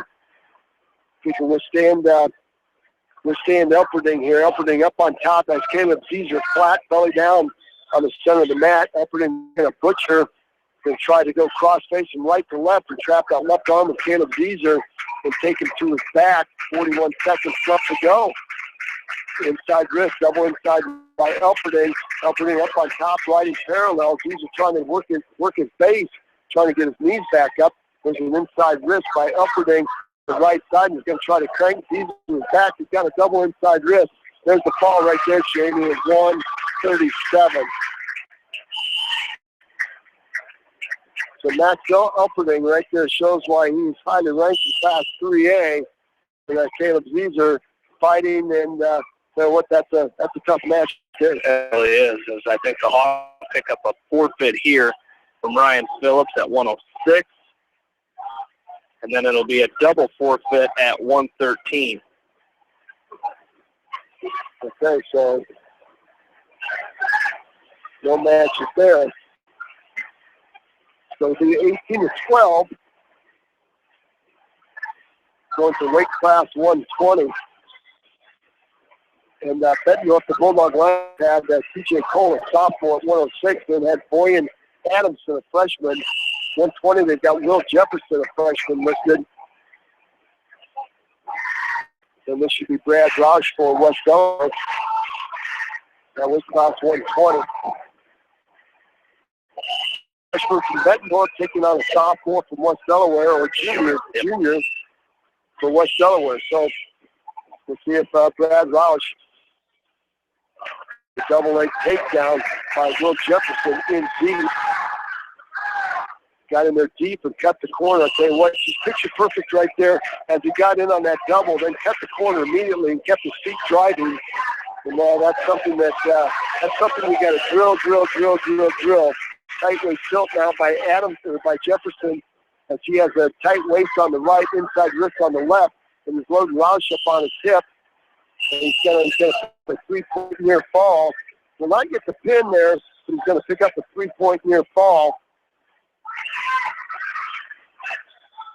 Don't forget, we've got area basketball on the air tonight at 5 o'clock as Anamosa is at Monticello, girls and boys, starting at about 5 o'clock with John Swisher. As we'll have Tim Hines and with the call of that game here tonight. It'll be close, Jamie. We should. Yeah, it's going to be real close. 29, it's going to be real close. The way it's going right now, we'll see if might be a bang. We might get the finish here, and might be about 4:59, and then Swisher will have to take over of that basketball call. The other 2-point tilt, Jefferson, and what he is doing that unbelievably easy. He's got an inside wrist on the left, and then he comes with a hard, tight waist with the right, and he gets his hip underneath of Brad Roush and just loads him up. He's got his left hip underneath the left hip of Brad Roush, and then he elevates him with his right foot. And Roush has nowhere to go but to his back. Again, you're not going to get the fall, and you can sure rack up a bunch of points in a short amount of time. And that's what he's doing on right now. He's got a takedown, and then he's got 2 tilts for 4. It's 6-0 in favor of the freshman from Bettendorf after 1 period. Let's do his choice. It's going to be Roush's choice. He's going to defer over to Jefferson, and Jefferson will take neutral. But Brad Roush will have to be ready on his feet as Jefferson came with a very quick double-leg takedown to start this match. There's a double again by Jefferson. Picks his head to the outside. And it cuts the corner and covers up the hips of Roush. Now he's going to climb the body. He's got 2 foot down. He might have some back points here as he's got a butcher. He's got the right arm of Brad Roush trapped across his face and tries to pick him up and turn him to his back. Short tip by Roush. He's going to pick up a 1-point escape, making the score 8-1. 1:23 left to go. Neutral position. Long shot by Roush. Too far away, but he keeps going. Traps him right in Will Jefferson. And let's see if he can turn this into 2. Jefferson's going to stuff the head of Roush and cast himself behind and left to cover the hips up for a 2-point takedown, making the score 10-1 with 1:03 left to go in the second. Again, here comes another tilt by Jefferson, and Roush has nowhere to go. Jefferson will 3 this time, and he's a tight weight, very, very tight. That throws a half Nelson on the right side. And Roush pulls the half Nelson out. That's going to be a 2-point near fall, 1-point escape, making the score 14-2, I think. They've got 12-2. There's another 2-point takedown by Jefferson. Now the score is 14-2 as Jefferson's trying to end this thing in a hurry. One more tilt would be a technical fall to the Bulldogs' favor. This is a pretty tough freshman right here. There's a fall, a stack, and a fall by Jefferson as he took that tight waist and that side wrist and pushes forward. There's a fall in 3 minutes and 37 seconds. Well, Jefferson will win by a fall. What was it? 3:37. So that knocks our dual meet score up at 18, and Jordan Roush will take on Mason Morris. I tell you what, there's a full-leg takedown, Jamie. West Delaware, those two, they're reaching with both arms up, and Jamison and Morris Jefferson and Morris just posted the elbows and then just dropped right in on that double. Once they got in, there was no sitting around, no chance to counter that because they keep their feet going and they keep you off balance. So Mason Morris, the sophomore Bulldog from Bettendorf, is up 2-0 on Jordan Roush. Coming up for Bettendorf will be Mitchell Black, Jackson Gallagher, Duran, Jeremy Martinez, and we'll finish at 160 with Brent Buchanan and Jefferson, Bettendorf with a very young lineup here.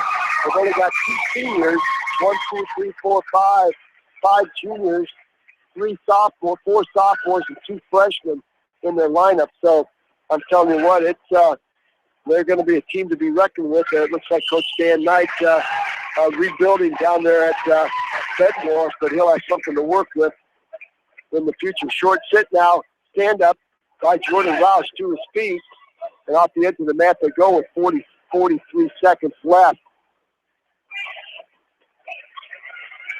And off the edge of the mat, so a reset. Looks like Roush will reset down, and Morris will ride the side. Hard chop, tight waist, finds Jordan Roush belly down. Here comes a tight tilt by Morris. And he's got Roush on his back. Bettendorf has worked that tilt to perfection here.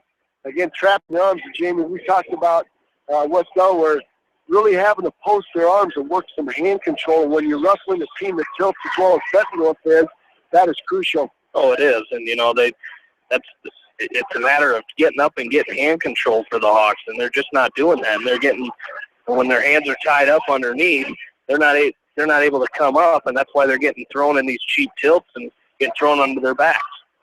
Well, first period, exactly right. The first period's going to come to an end with Roush to his feet and a stand-up to time out.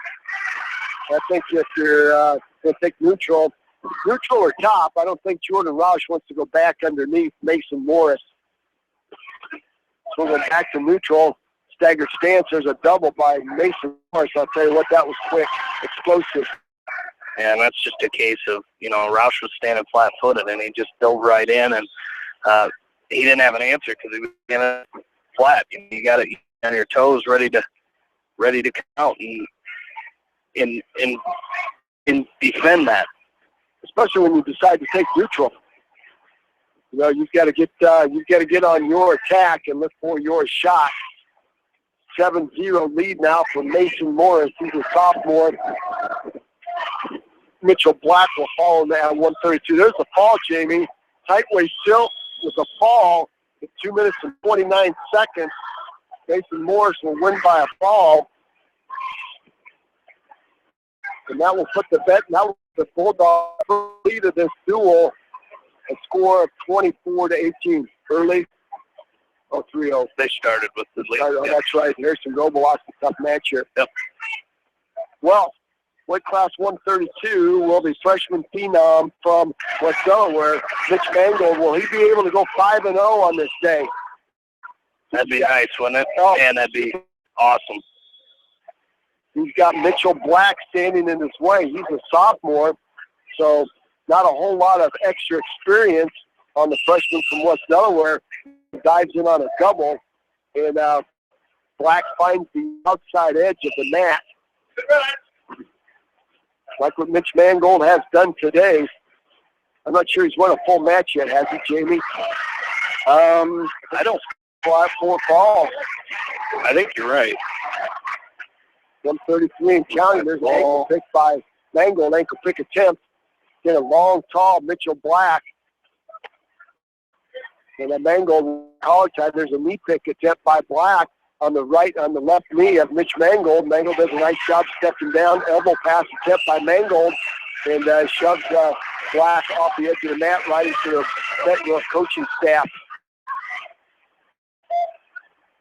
1:15 left to go. Very exciting match to start off here.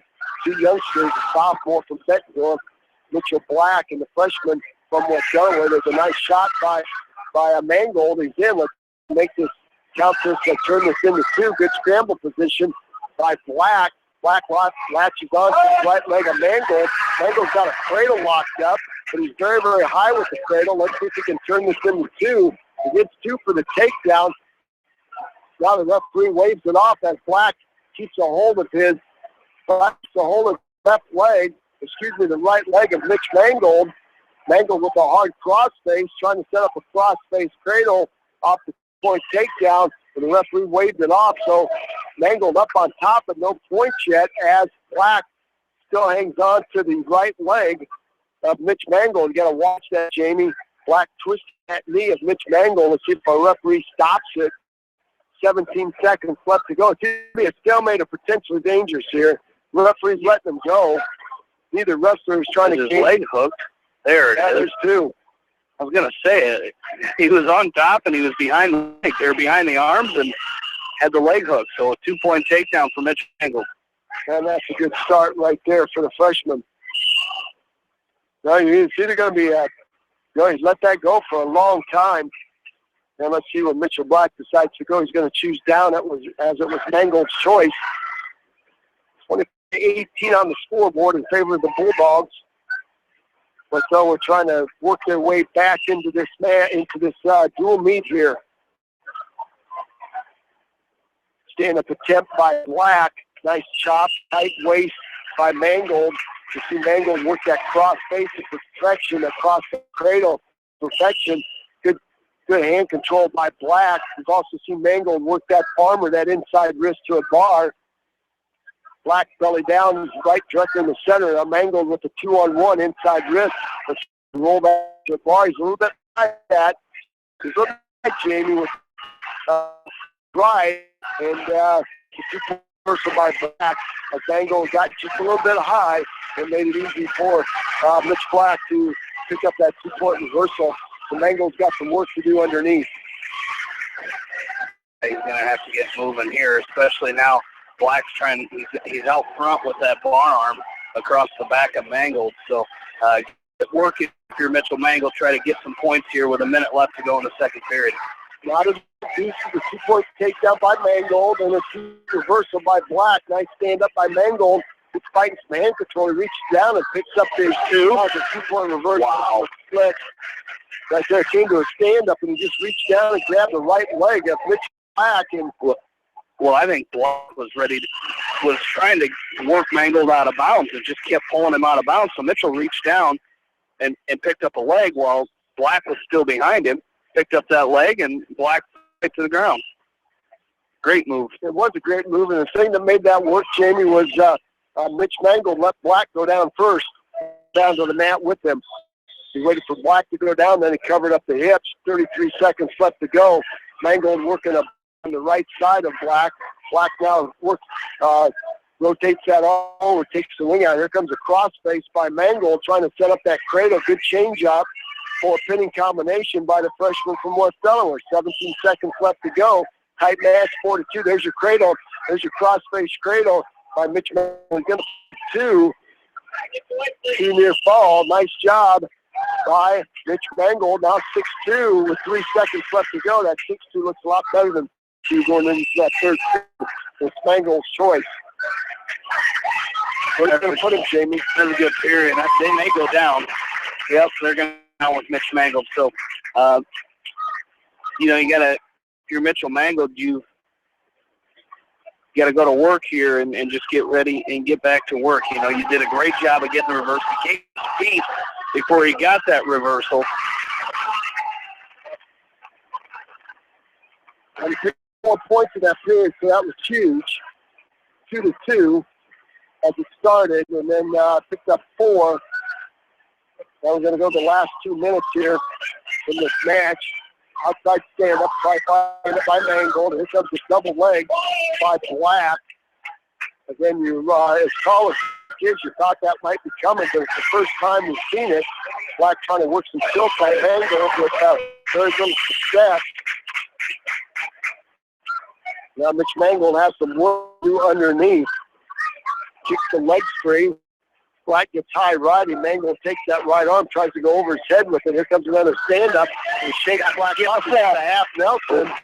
Let's see if he can pick up 2. He's got the 2-point reversal at a half Nelson win on Black, and Black rolled through. Now chicken wing on the right side by Mangold. Mangold's going to run that chicken wing, and Black posts with his left arm. We'll see if Mitch Mangold set up a double chicken wing. Now a half Nelson. Now an inside rib. They want a lot of offense by the freshman from West Delaware. 1:02 left to go. Trying to drive that chicken wing, and Black blocking him off. 55 seconds left to go. I'm telling you what, if you're in this situation, if you're Mitch Mangold in this situation, you kind of like to stay there and work that, try and turn Black over ball. 8-2 score. He's got the inside wrist rolled out, trying to set up that Farmer. And Black does a nice job posting. Now here comes a hard cross face by Mangold. And right now, Jamie, Mitch Mangold has relentless on top. Yeah, he really has. And I think that constant forward pressure that he's been applying on Mitchell Black has worn Black out. I think he's wanting this match to be over here, and Mitchell Mangold just keeps the pressure forward. Well, it's 8-2 with 19 seconds left, so now you just gotta keep yourself from getting or something to your back. The referee's going to caution Mitchell Black for starting early. So 18 seconds, 17 seconds of counting. There's a half Nelson by Mangold. He's still working pinning combinations. There's no sitting on the sleeve at all for the from West Delaware. There's an inside stand-up by Black. Mangold comes up with him, back trips him, takes him back down to the mat. 6 seconds, and that's a great win. This Mangold, the freshman game, is going to go 5 on the day. That's very impressive. A freshman in this caliber of tournament winning 5 matches on the day, all 5-0. That's incredible. And Mitchell Mangold really did a great job, and he earned every one of those wins. That match right there, that was the Hawks' first win of this dual meet. They won on the 3 forfeits, but that was their first win of this day. They're in this duel. Well, it's going to make our team score 24 6-21 in favor of Bettendorf, as it's going to be Jackson Gallagher for the Bulldogs taking Brandon Keck from West Delaware. So the Hawks trail by 3 with 4 matches left to go. Well, 138. Jackson Gallagher, Jamie, is ranked number 3 in Class 3A. So it will be a tough match for Brandon Keck here. As Gallagher, very, very tough, very, very difficult opponent here. Again, you're talking about getting better. There's a cradle by Gallagher. He's got Keck wrapped up in a could be an early fall. Referee down looking close, cross-face cradle. Gallagher's going to step over the right leg of Keck. Keck trying to bridge out of it. I'm telling you, that is tight. Referee down looking from side to side. 50 seconds left to go. There's a fall right there in 109. Jackson Gallagher showing why he is highly ranked in Class 3A, winning by a fall.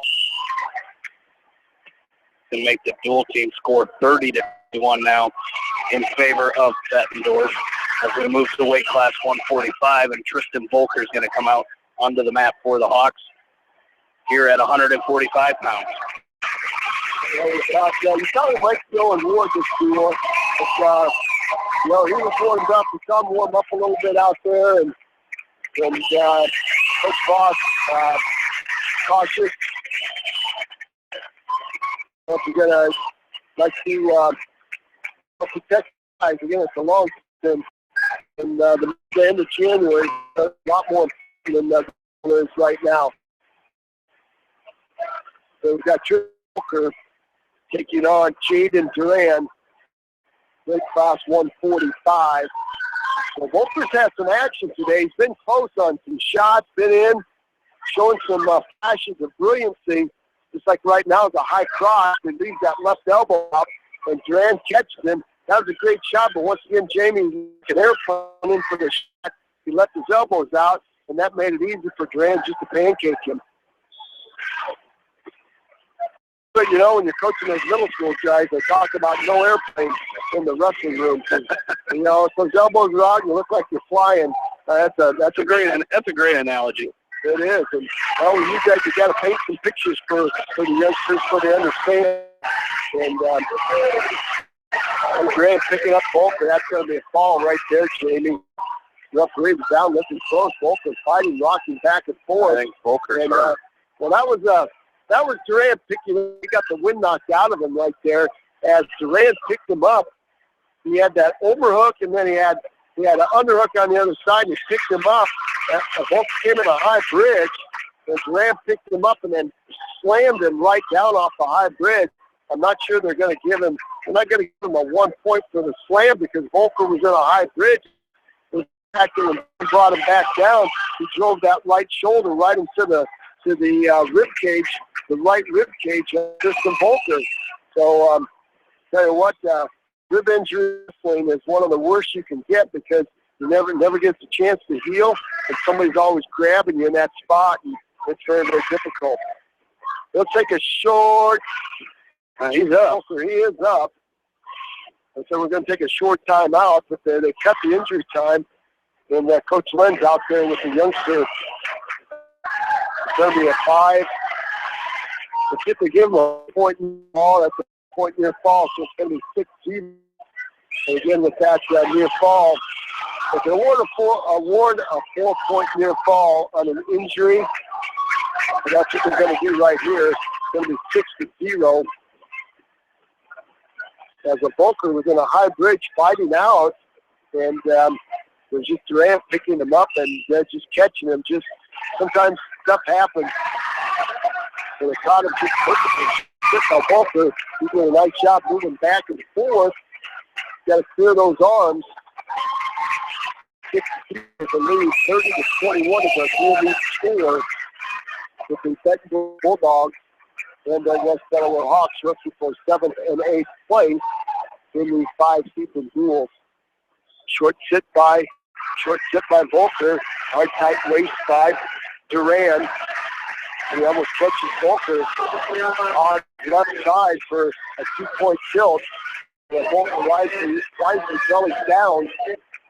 Inside wrist now by Duran. Volker's got to be very careful here. He's got that right elbow backing up, and if Duran would slide a half and then Volker would go right to his back. Pushing Volker up to his feet, rebounding around, bouncing up and down, and tell you what, the way he got slammed, Jamie, the way he was down, I wasn't sure he was going to get back up. Yeah, and he kind of, the way he was looking at the official when he got up, he was kind of like, "Who are you?" But I think he's okay. He seems to be getting around pretty good. And the trainer came out and took a look at him, and she's done a great job today as well. You know, she's dealt with quite a few injuries today. You know, a couple kids that laying on the mat and kind of just shaking up a little bit. Right after Max Ridenauer went down in that last duel, or 2 duels ago against Pleasant Valley, right after that there was a kid on the Kennedy mat. So you know she's been busy today, that's for sure. Well, like you said, done a great job. It was over the top by Jaden Duran as he hits a chicken wing on the left side of Tristan Volker, and then he scoots around to the right side and grabs the chin of Volker and pulls it to his back for a 3-point near fall. It's 11-0 right now with 1:06 left to go in the second period. So Duran working on a technical fall. He's got a major decision right now. He's working on a tech fall. Delaware filling in at weight class 145 today for Owen Ward. Owen Ward not to see the match today. First quick turn in by Volker. Duran catches him, slaps across body right in. Now with the power half jumping has Volker on his back. And that's Duran is a sophomore. He's not wrestling like a sophomore. But I'll tell you what, he is very, very strong. Granby roll attempt by Volker. It's going to be a 2-point near fall by Duran. Makes it 13-0. Granby roll, not a Granby roll. Duran to the cross body right and tripod roll by Volker as they go off the edge of the mat. So again, a restart back to the middle. Inside stand up by Volker to his feet and tries to put the hand of Duran. Duran covers him with a front trip.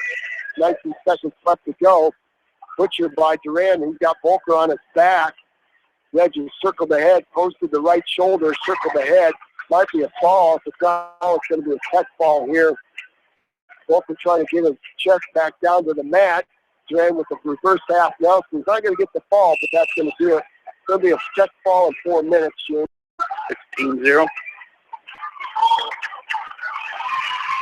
So James Duran up the top. So that's going to do it right there.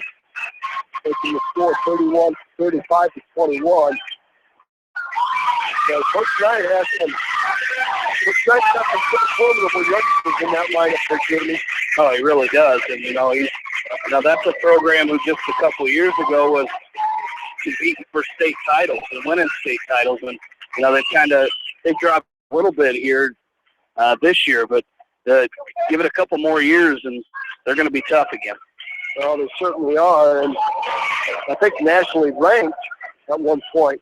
Well, the weight class 152 and Ricky and Martinez, no? Alex Lazard. Not on our program. I'll tell you what, he's got a half Nelson in on Million. He's going to take Million to his back, Jamie. This is one of the things you talk about coming out of this tournament, and this weight class 152, 160 where Ricky has been today has been very, very tough. 260 for the West was a team by great wrestling experience. You stick him in there as a freshman and sophomore, and that's one thing you got to take away from here. The competition has been tough, and a Million only a fall in 56 seconds. You can't get your gobbers down. You got to try to stay confident. But sometimes that's easier said than done. You continue to go out and get thumped. It's hard to stay confident. Well, it is. That's one thing. But I think a lot of it as well, and not just Ricky Million, but I think I think we have an issue right now. Just mentality isn't quite there yet. we got to go out there and fight. We got to be ready to, brawl out there. And I'm not being malicious by saying this, but we got to be ready. Basically, you're going out in wrestling. You're going out and you're getting ready to street fight. You're going out and wrestling, and you got to get after it and be ready to beat somebody up. And that's one thing. I don't think we have that mentality yet. And I think we'll get there, but we just got to have kids that are ready to just go out there and kind of beat up on somebody. As we move to 160, it's going to be Jordan Free for the Hawks, the freshman, taking on Brendan Buchanan. Buchanan right now has Grease on his back. And it might be a player, Jamie. Buchanan, there's the fall in 4 seconds. Grease just about to take there, too. He did, and that was, once again, he left those elbows up. But that's very easy for Buchanan to take him over, just snapped him over, just whipped him over, and Grease had nowhere to go but to his back. And that's going to finish the duel. Let's take a short timeout, and we're going to be back with Jamie's recap, and then we'll be on to basketball. Stay with us.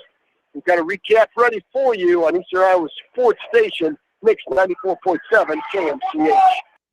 American Trust and Savings Bank wishes all area athletes and coaching continued success. American Trust and Savings Bank with locations in Dyersville, Farley, Duke, and Des Moines. Simply better banking. Check them out at AmericanTrust.com. Member FDIC, Equal Housing Lender. Sight and good vision is very easy to take for granted until it is taken away. Advanced Eye Care Associates of Eastern Iowa is here to help you. Advanced Eye Care Associates of Eastern Iowa is located at 105 East Butler Street in Manchester and at 1113 West 3rd Street in Benton. Your vision is our primary focus. For over a century, Anderson has been helping families make their homes brighter, more comfortable, and more beautiful. They do it by making quality windows and doors, setting the bar high and raising it day after day, year after year, making Anderson the leader in doors and windows. Contact local vendor Delhi Lumber at 922-2404 for all of your window needs. Delhi Lumber, your authorized Anderson Windows dealer, has big town quality with small town service. At Community Savings Bank, it's simple. Simply free checking with free debit cards, free online banking with bill pay, free mobile money, and free thank you gifts. Find out more about Simply Free Checking at one of our 7 locations or online at csbiowa.com. Community Savings Bank. Member FDIC. Jay's Auto Supercenter on the Greater East End of Manchester has quality pre-owned vehicles, great financing options, and a full-service department, body shop, and detail department. See their full vehicles online at jsautosales.com. At Jay's Auto, customer satisfaction is their #1 priority. Hi, it's Jamie Vaskey at Don LLC, your independent Lennox dealer in Manchester, encouraging you to plan ahead. Have us check your heating or air conditioning unit before you need it. For residential or commercial plumbing and heating needs and top quality Lennox furnaces and heating units, see Don & Walt LLC on East Main Street in Manchester, or give us a call at 927-2232. Farmers Savings Bank proudly supports all area athletes and their coaching staff. For all your banking needs, visit them in Colesburg, Elkport, Garber, Strawberry Point, Arlington, and Aurora, or online at farmersavingsbank.com. Member FDIC. Viafield is your headquarters for all your seed, chemical, and fertilizer needs.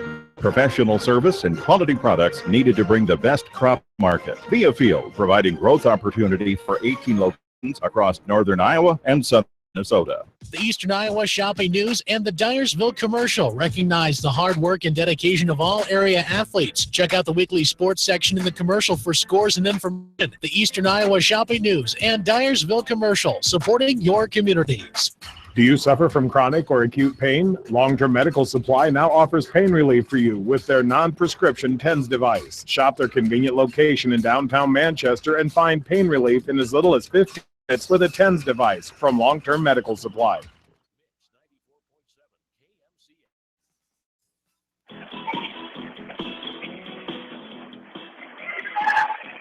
Welcome back into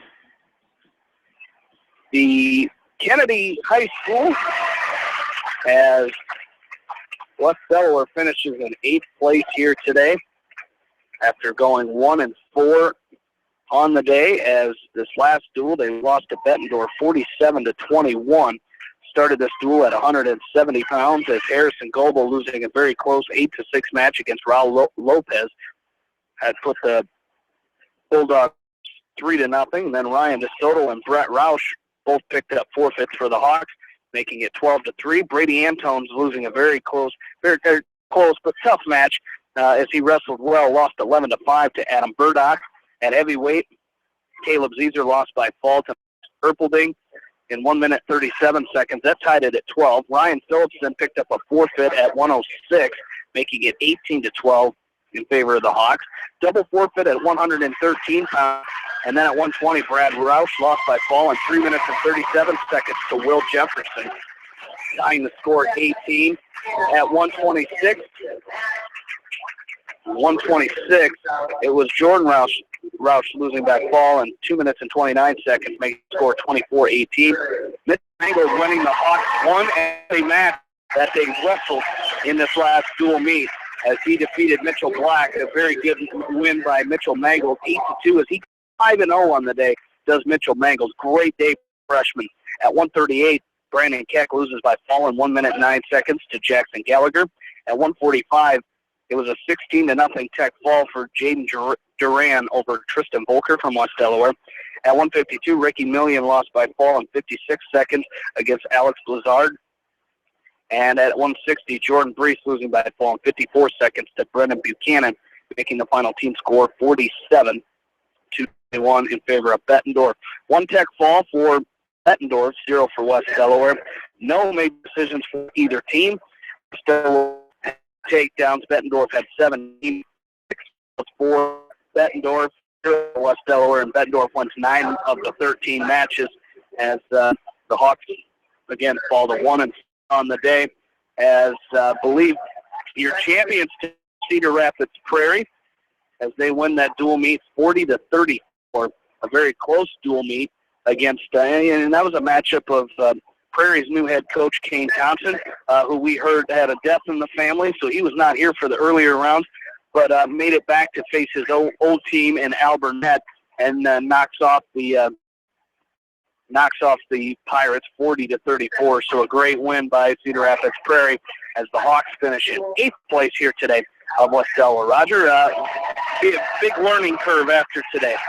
You're right. And when you're coming in, this is going to be a very, very tough tournament for West Delaware. They didn't have a full lineup to start. The regular guys in, and that was the first challenge they had to cross. And then they lost a couple guys on the course of the day, and Max Ridenauer and Phillips. You can't wrestle in this tournament when you don't have your full lineup. And again, but the bright side is, Jamie, the kids that stepped in, and they got some valuable experience. You look at Sam Johnson at 220, going 2-0, getting a couple of big wins, and that is huge, and that will carry those guys a long way into the rest of this schedule before Christmas.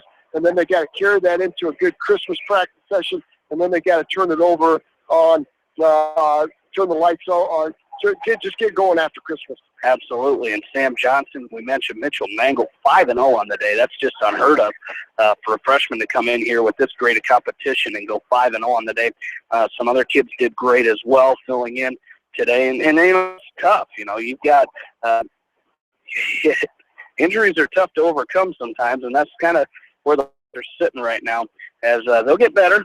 They're going to have to get better as we move along this season. So the Hawks finish in 8th place today, 1-4 on the day, as that's going to wrap it up here as a great day of wrestling. Kind of a long day, but we got through it and brought you 5 duels here on KMCH in some way today. As we started on KMCH.com this morning, that'll be kind of a consistent thing here this season. Again, as we'll start our action during the day on KMCH.com as we get going through this season, through the rest of the first half of the season, and of course after Christmas with the Bent Community, tournament, the Jefferson tournament as well. So we'll keep you up to date on what we're going to be doing here the rest of the year. But a great day of wrestling here today. I want to thank the sponsors of West Delaware Wrestling here on KMCH. Without them, this would not be possible. As when you get a chance, Christmas time is coming. It's only a couple weeks away, believe it or not. The weather outside doesn't show it, but only a couple weeks away. So when you get out there and do your Christmas shopping, we encourage you to please shop locally. I want to thank Mel Tucker for running the board for us this afternoon and into the early evening. Appreciate that. Most of all, I want to thank you, the listeners, for tuning in and listening to West Delaware Wrestling here. Again, the Hawks go 1-4 on the day, in 8th place at the Five Seasons Duels. Here, for Roger Reed, this is Jamie Vaskey saying good night from Kennedy High School. Again, coming up next, we've got area basketball, girls and boys double, as Anamosa is at Monticello with John Swisher, Bob Hines, and Rick Westoff. You've been listening to West Delaware Wrestling on Eastern Iowa Sports Station, Mix 94.7 KMCH. Good night, everybody. Whatever your favorite sport, we know you will join Thanks, Parrot Janelle. Insurance and Great Have a good while supporting evening. all of our local Bye-bye. athletes. Parrot Insurance is proud to be part of this community and looks forward to catching all of sports action this year. If you want a strong insurance team,